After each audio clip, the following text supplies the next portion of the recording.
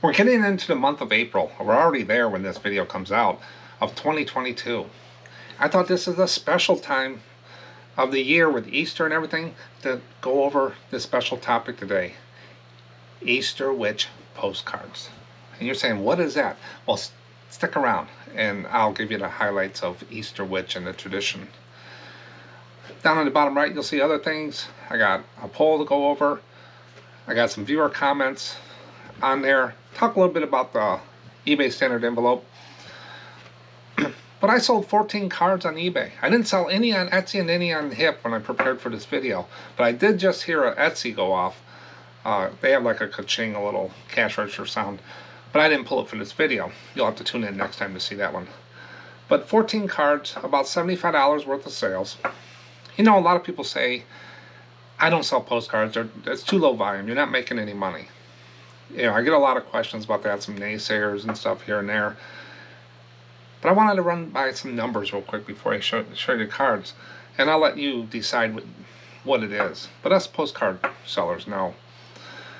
If you sell $70 worth of postcards a day, times 365 days a year, that's about $25,500 in gross sales. That's gross sales before expenses, taxes, whatever.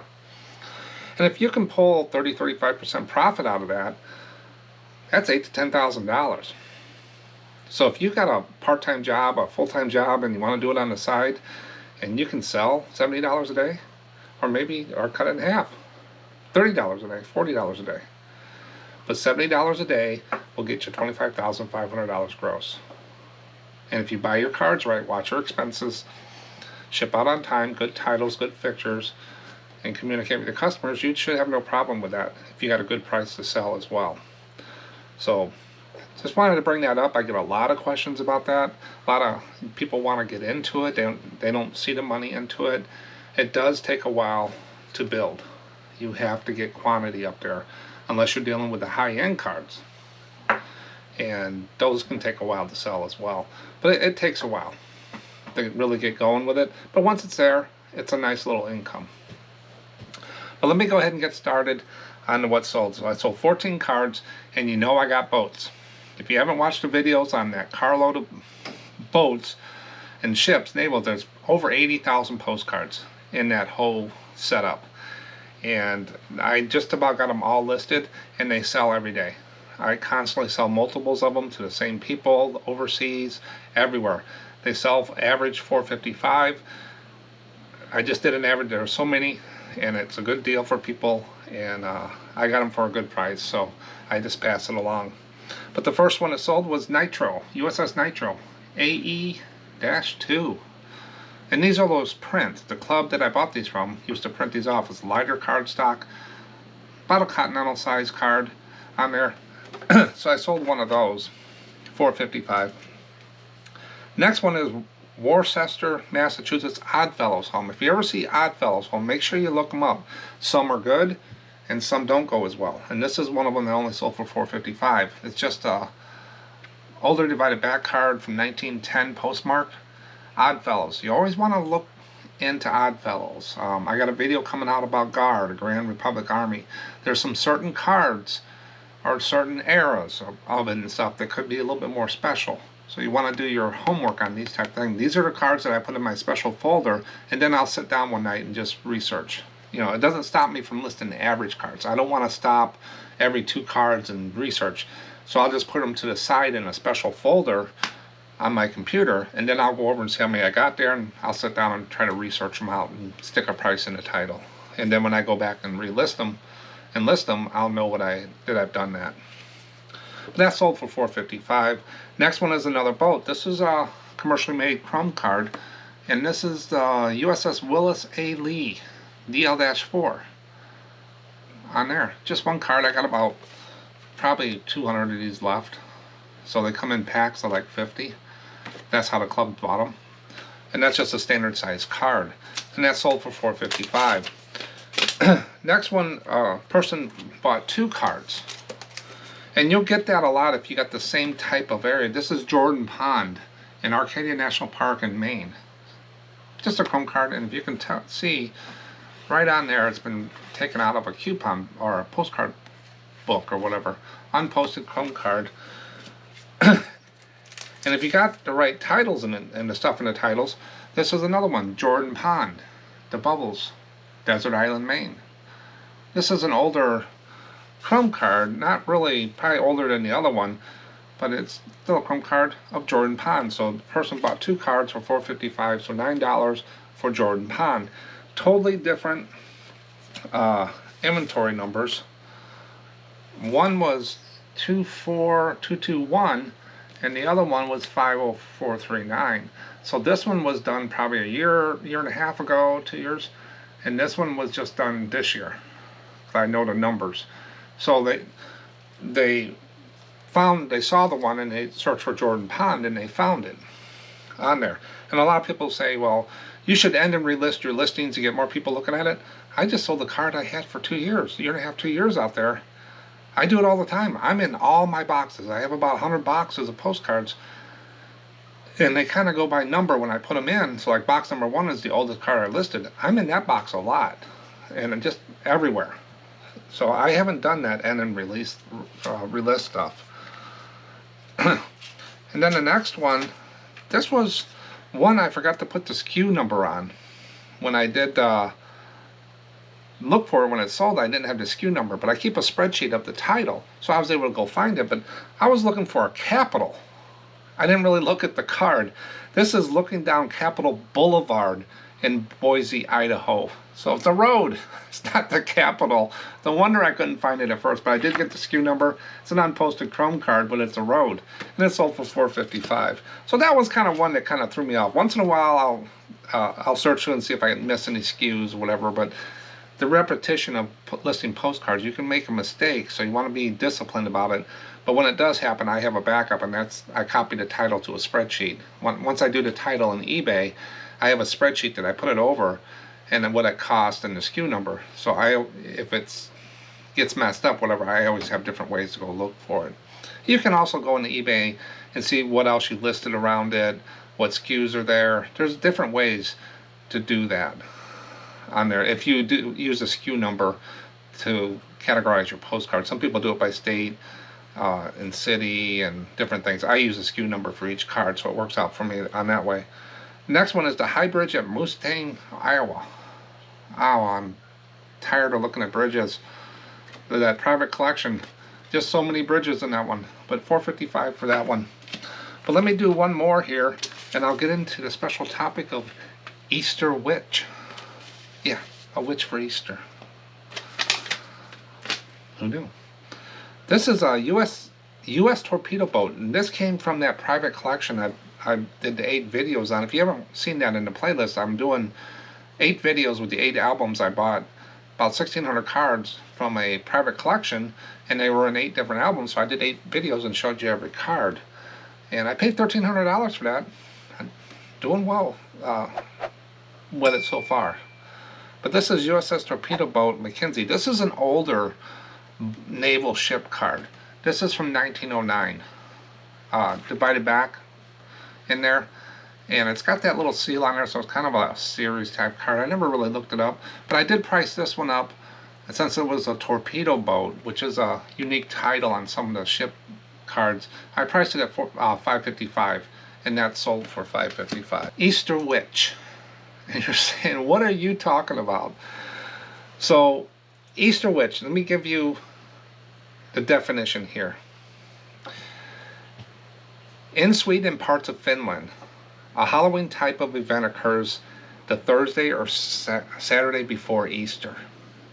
Kids dress up in rags and old clothes, go around the neighborhood with a copper kettle looking for treats. Sometimes they hand out greeting cards and different things like that.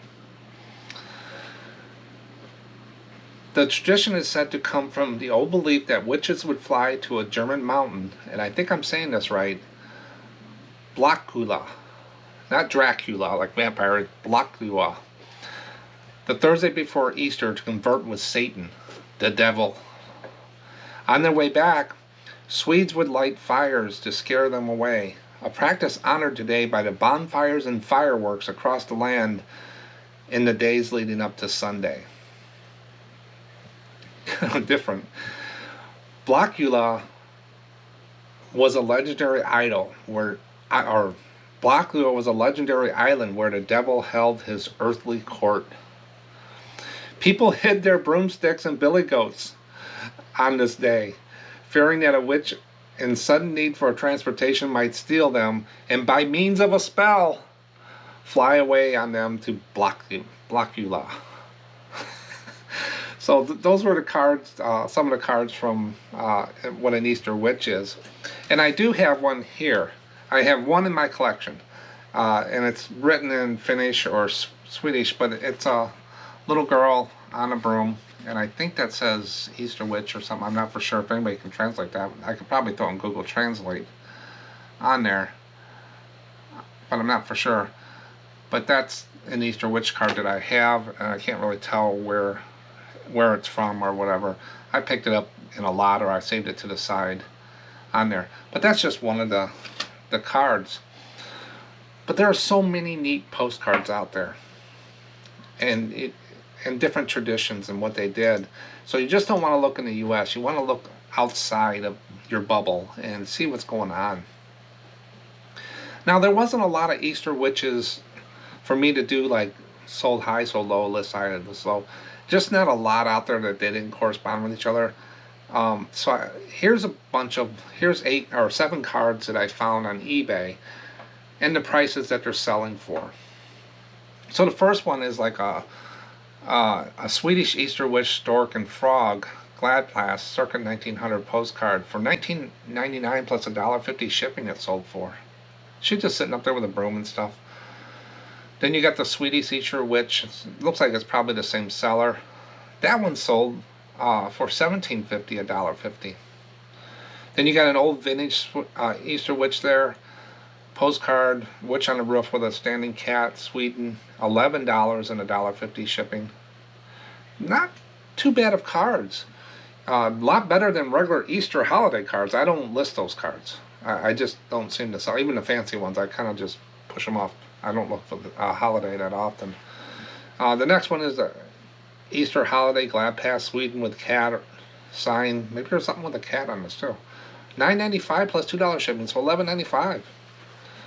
And here's a couple more. Gladpass. I'm not for sure what Gladpass means. Maybe that's Easter. It's an Easter witch reaching for a broom, and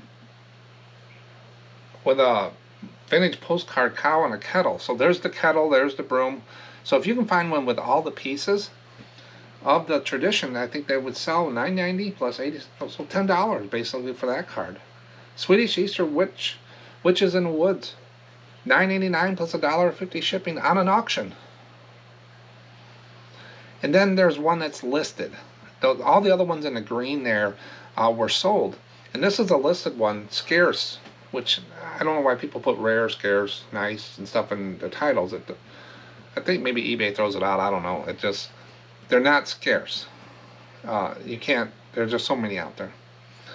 Early vintage Swedish Easter witch postcard, kettle, broom, owls, and chimney, all in caps. That's another thing that eBay even says don't do, and YouTube says that just don't put everything in caps. It's harder to read, and it doesn't really buy you anything. You can uppercase every word except for like and, the, and, to, and stuff like that. I do that, but not every word. A lot of people, it just doesn't read well and stuff like that, but they say it's screaming sometimes in texting and stuff, and you just don't want to do that. But $40, buy it now, free returns, free 4-day shipping. And that's a top rated plus seller. So they're selling a lot of stuff. I didn't go see what these sellers are, but $40, and all the other ones are running $10 to $12, $15. Could be something there, but I'd probably pass. But those were the prices that I found. Like I said, there was not a lot to pick from out there. There's not a lot out there. So if you see these, and it's a witch with a kettle and a broom, old clothes, and it's like a foreign card, it's probably an Easter witch. So I would, grab it if you get it for a good price, because you can sell it for $5 to $10 at least. And that's what I want to do with these videos, is just show you the different things that you can find out there when looking through a lot of cards.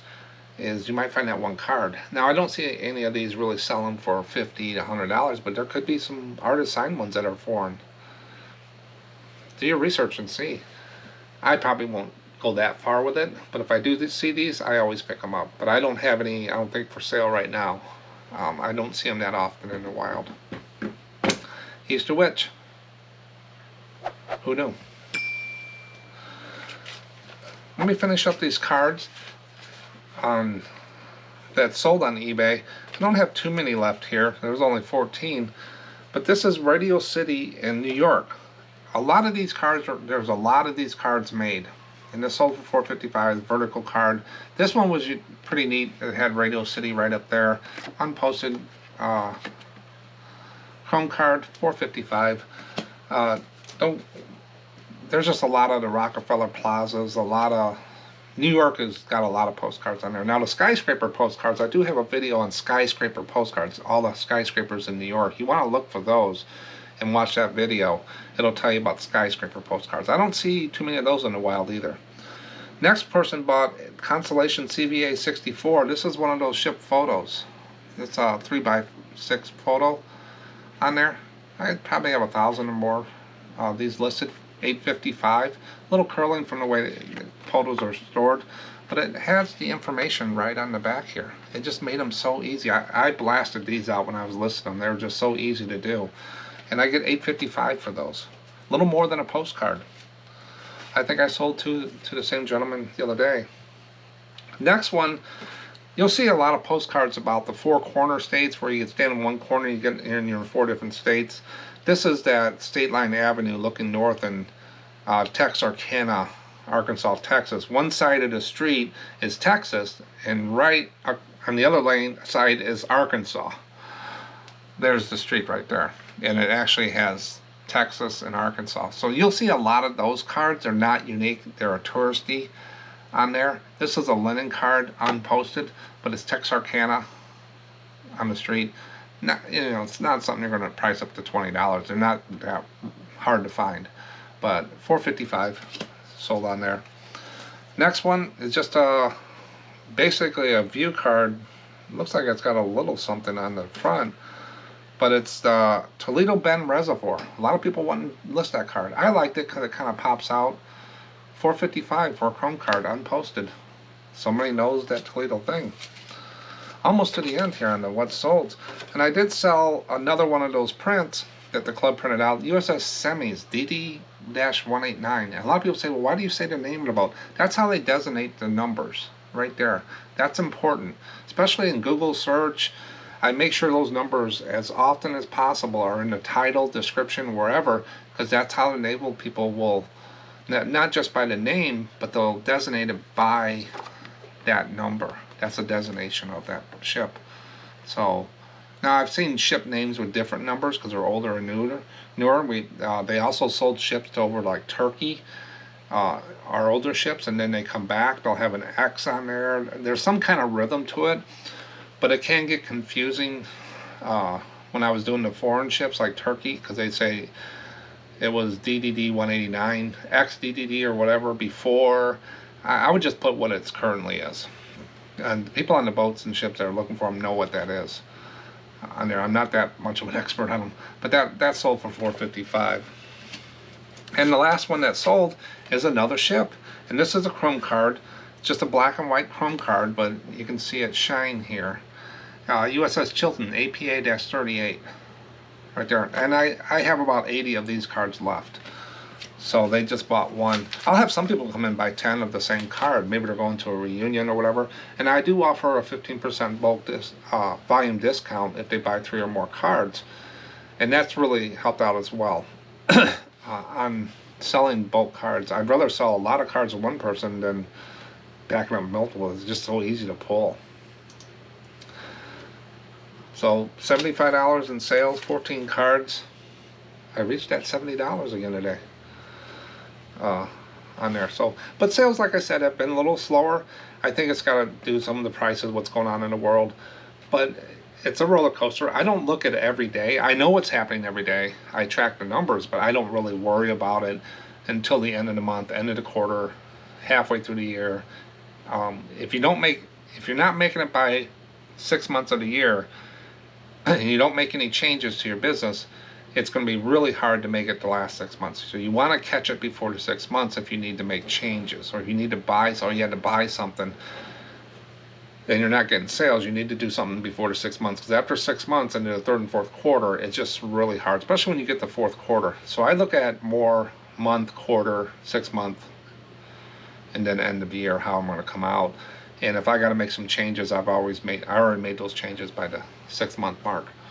But if you're riding that roller coaster, I don't have any sales today, and I go make all these changes, you're just basically up and down, up and down. Just take a ride. Put some money on your good days, put the money away, and if you have to use it for a week on the other days, it'll all work out. There's nobody out there pulling switches, saying your store is worse than anybody else's, someone else is doing something magical, different, whatever. Good titles, good pictures, price to sell, ship in a good time, free returns, volume discounts, send offers. I tried the coupons, that they didn't do much for me on there and stuff like that. But there's so many different tools that you can use to jump your sales up a little bit. So watch the conspiracy theories. Make sure you have data to back up what you're saying. People sell different things. They do different things. You'll hear exactly what they're doing, and sometimes you hear when they don't tell you everything because they didn't know to tell you everything. So, but do your own thing. Whatever works for you. I don't say it doesn't work, but I know I sell a lot of the boats through Google searches. So people will go into Google or the internet and type in DD-189, and that's going to bring up a lot of boats. A lot of my postcards, or DD-89 postcard, a lot of mine will come up because they've been out there long enough to get into the Google search. Now if I go end all those listings and relist, I've just broke all those links to those people looking for boats. And I don't want to do that, and plus it's a lot of work on there, so I just kind of take the ride on there with that. So you want to go into Google and just type in a postcard and see if yours comes up yet. Type in your name of your store and stuff. Just see how Google search is working for you. A lot of people will search outside of eBay on there and stuff. But let's get into the poll. I asked this question because I get it asked a lot. What time of day do you pack and ship postcards that sold? Some people are trying to figure out, what everybody else is doing, how I'm doing, and stuff like that. I pack up every morning. I get it out to the mailbox if most of the time I'm up early anyway. But if I got to go to the post office, I'll still put them in the mailbox for Dana, our post lady. Post office isn't that far from me, but she's always picked up here. And I like to get the morning stuff out of the way. So I do it every morning. Sundays I'll pack up, like after this video here, all these cards, I'll go ahead and pack those up because I don't want them laying around and get lost or whatever. And I'll just go ahead and pack them up. But most of the time I do mine in the morning, 6 days a week, Monday through Saturday. I'm not entitled. I will work Saturdays. I will work. If I sell a big order on Thursday night, 8 o'clock, I might just pack it up that evening, so I don't have to deal with it in the morning. There's no entitlement to me. I'll work when the sales are coming in. But a lot of times, I let if someone buys a postcard, say 10 o'clock on a Monday morning, I might not pack it until Tuesday morning, even though I could do it, because a lot of times these postcard people are shopping. They might buy another card and stuff. So, saves on supplies and stuff like that. But here's the poll. So 40 votes. And I take these right at the time they come in, so it could be more votes now. 53% said the morning. That's about where I thought it would be. Afternoon, some people work in the mornings or get up later. They're more evening people. I'm more of a morning person, 8%. And a lot of people like to do it after dinner, 15%, and get ready for the next day. And other people are full-timers or whatever. They're sitting at their computer. They get them, they post them, and they get them out. I've seen that as well. But whatever works in your routine, how you feel about it, there's no right or wrong, but majority of people do it every morning. And I always recommend, if you can, ship out next day. you know, 1-day shipping if you can, even if you put 2-day handling time. If you can get them out the next day, it gives you a little bit of padding, especially in fourth quarter. Fourth quarter, sometimes if I see I'm having some problem with mail, I'll do them in the morning, and then I'll also pack up whatever sold like at 3 or 4 o'clock and run them over to the post office, because postcards, a stack of postcards, you know, like this, just a stack like this at 3, 4 in the afternoon, I can put in a blue box at the post office or in the chute. It doesn't need to be scanned, so I'll just drop them off, or drive by, drop them in, and get them in the system. But I always recommend 1 day if you can. But if you can't, that's fine. Some people cannot do that. But it keeps a lot of questions down, gets in the system, it gets them moving. Especially on Saturdays. I love shipping out on Saturdays because they got all day Sunday to go through the system. And then Monday, and it's usually there by Tuesday or Wednesday. Otherwise, if they sold on Friday morning, like at 10 o'clock, I'm not going to show shipped until Monday morning, and then it's Thursday. So it's just a long time. I don't want all the questions or conversations. But that's the polls. Go and check them out. They're on our community tab in the thing. And I got a whole bunch out there coming up, and there's a whole bunch done. Viewer comments. I love viewer comments.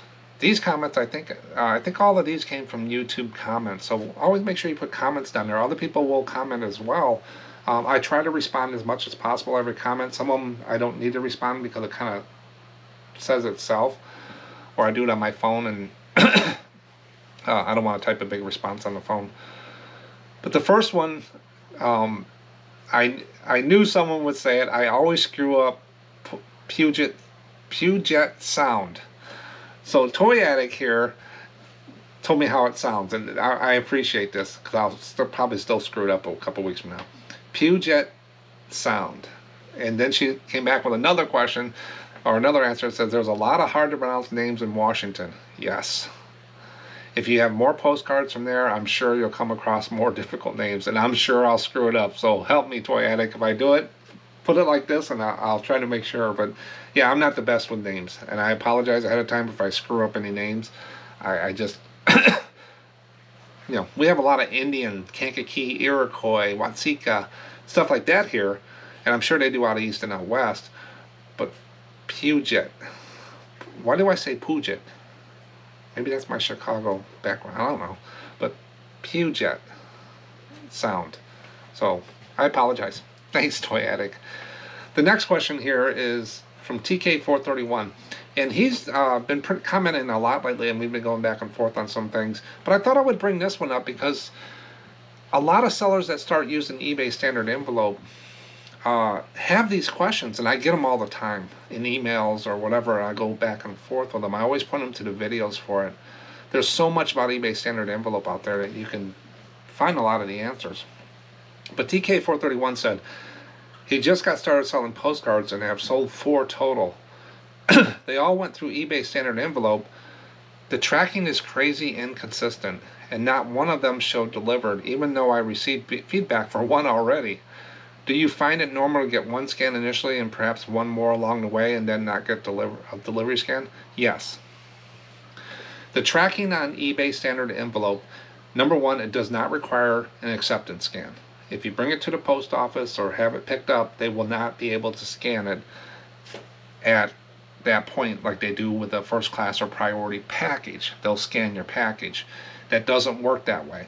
There's a little barcode, earth code, or whatever that's put on the envelope on your eBay standard thing. It gets scanned at the distribution centers by the machines. And basically it fills a file that's sent to eBay, I think, and it just gives an update that it went through the system.